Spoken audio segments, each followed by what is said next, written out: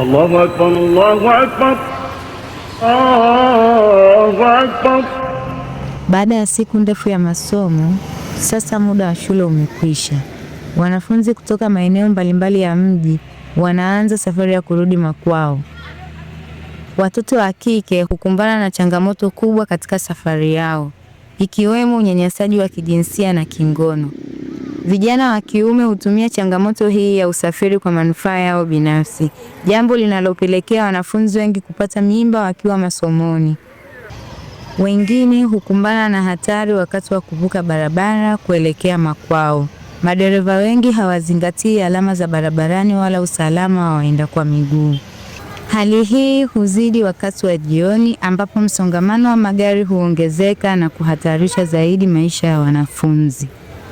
Tukiwa na lengo la kuona watoto wetu wanapata elimu bora na kufanya vizuri katika masomo yao, basi tuna wajibu wa kuhakikisha usafiri wao ni salama.